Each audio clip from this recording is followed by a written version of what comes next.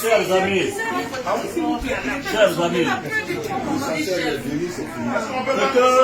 ce que je suis venu vous dire, c'est qu'il faut qu'on se mobilise. Je sais que parmi vous, certains quelquefois disent « Ah, mais le leader a dit que Ouattara ne sera plus président. Le leader a dit qu'il n'y aura pas d'élection. Mais s'il y a élection, ça va être la honte pour nous. » Bon, quand moi j'ai dit qu'il n'y a pas d'élection là,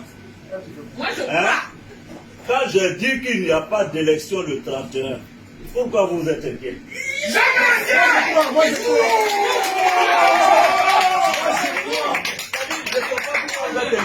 C'est moi, j'ai dit non. Ou bien c'est pas. J'ai dit ça. Et puis vous êtes inquiets à ma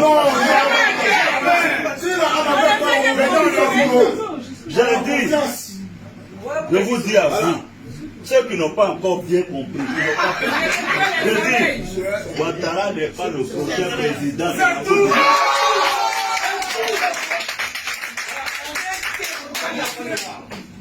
Je vous dis, il n'est pas le prochain président. Donc, vous, ce que vous devez faire, il faut mobiliser les populations sur le terrain.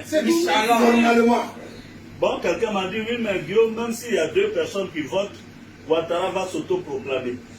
J'ai dit, mais s'il s'autoproclame, on ne va pas le reconnaître comme président. C'est tout. Il sera président de ces 2 personnes-là, mais pas le président de la Côte d'Ivoire. Parce que nous, opposition, nous allons nous organiser avec les Nations Unies et tout le monde pour enclencher un processus électoral démocratique, transparent, inclusif, qui permettra au peuple seul souverain de Côte d'Ivoire de choisir le président qu'il faut à la Côte d'Ivoire.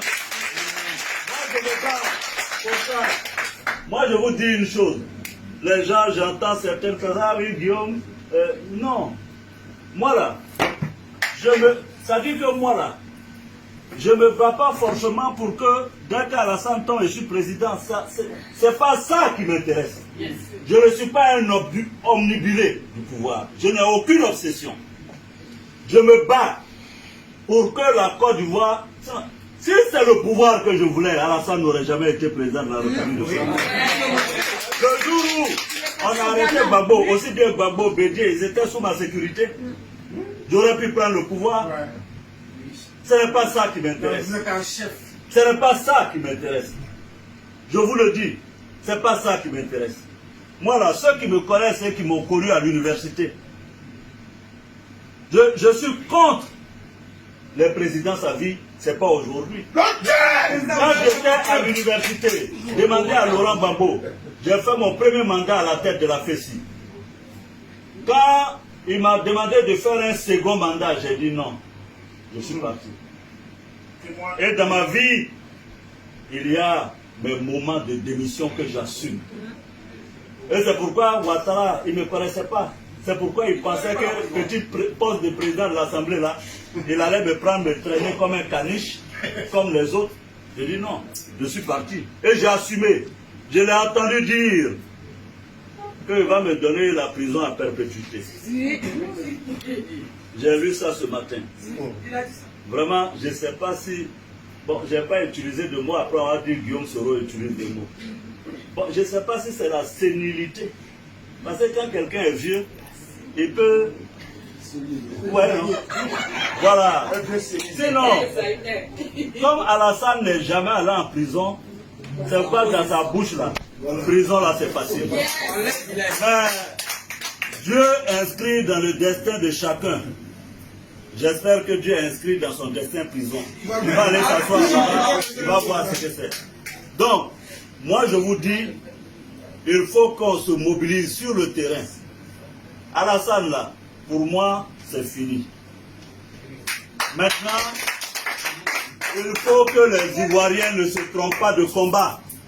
Jamais. Parce que Alassane a voulu faire en sorte que toutes les autres régions de la Côte d'Ivoire s'unissent contre le Nord. Le Nord n'est pas votre ennemi. Moi, je suis du Nord.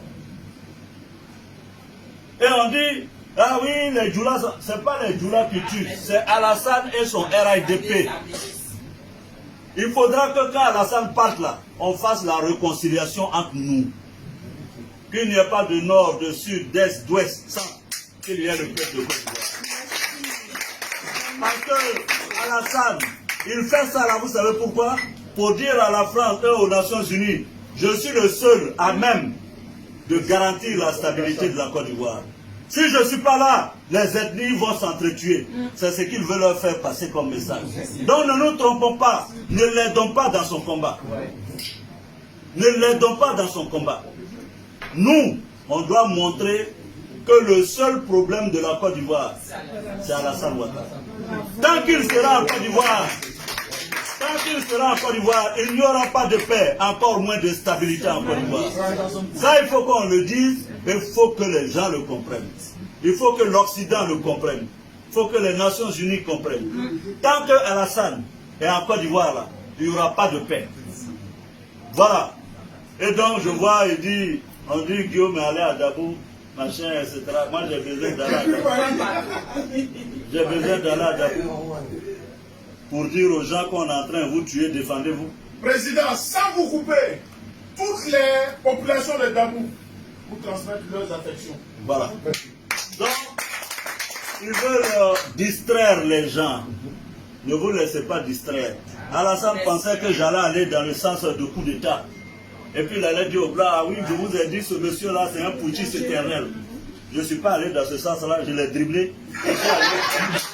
Je suis allé sur le droit où il ne m'attendait pas. Je l'ai battu de façon cinglante à 2 reprises.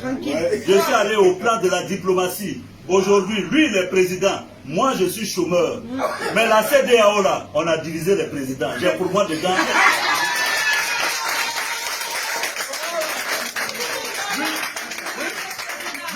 Lui, il est président de la République. Moi, je suis chômeur à Paris. Mais j'ai mes présidents dedans. Lui, là, c'est président dedans.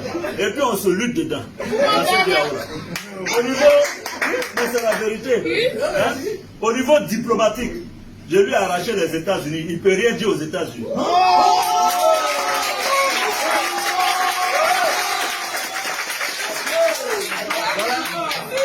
Voilà. Donc, ici à Paris, on s'est battu, on s'est saisi. Moi j'ai pris Macron.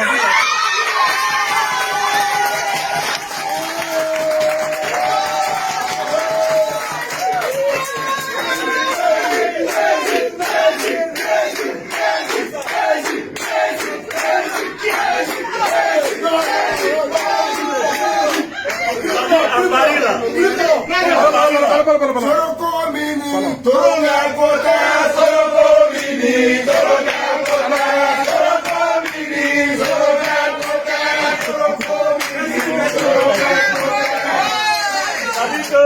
À Paris ici là, on s'est nyaga. Moi j'ai pris Macron, lui il a pris le Drian.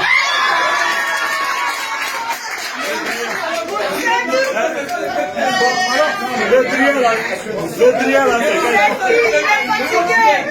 moi j'ai pris Macron, il a pris le Drian. Et il n'a même pas honte, hein, le président. Donc ça là, ça c'est au plan diplomatique. Mais au plan politique,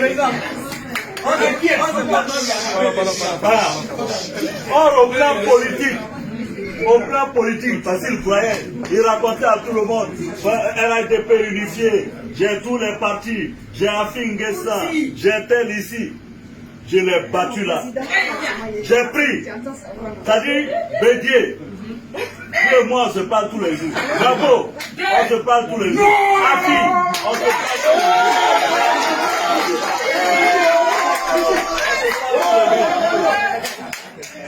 Donc au niveau politique, on a parti.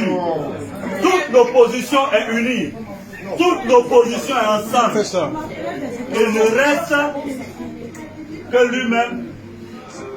Et puis qui? Avec lui-même. Le Kagame.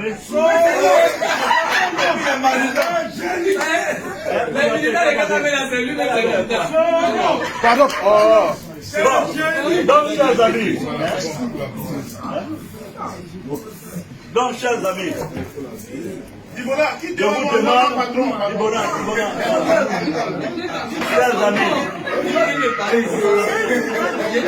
chers amis. Je suis donc venu vous dire, n'ayez aucun doute, n'ayez aucune crainte. Je suis là. Et je suis là, quelquefois je me tais, parce que j'ai mes aînés. C'est eux qui doivent être au devant et honorés. Mais sachez que jamais je ne lâcherai. Alassane m'a déclaré la guerre. Il dit, il va me mettre la perpétuité. Dites-lui que j'ai entendu. Le peuple sénégalais a entendu. Le peuple de Côte d'Ivoire a entendu. Les peuples africains ont entendu. Voilà quelqu'un qui n'est même pas encore élu président, qui menace les gens. C'est quel genre comme ça? C'est-à-dire que même, tu n'es même pas encore élu. D'ordinaire, on s'attend à ce que tu blagues les gens pour les séduire. Tu dis, si je suis élu, Bédier va aller en prison. C'est toi-même qui vas aller en prison. Non, il s'amuse. Parce que moi, j'ai pitié pour Ouattara. Il ne se rend même pas compte. J'ai pitié pour lui. Parce qu'il a tellement remonté les Ivoiriens. Si moi, Guillaume Soro, qui a été en dévotion pour Ouattara, je suis en mesure de parler comme ça, et les autres. Il ne se rend même pas compte. Et personne n'est là pour lui dire, président, fais attention, quand on est chef d'État, tout n'est pas permis. Chers amis, je vous remercie.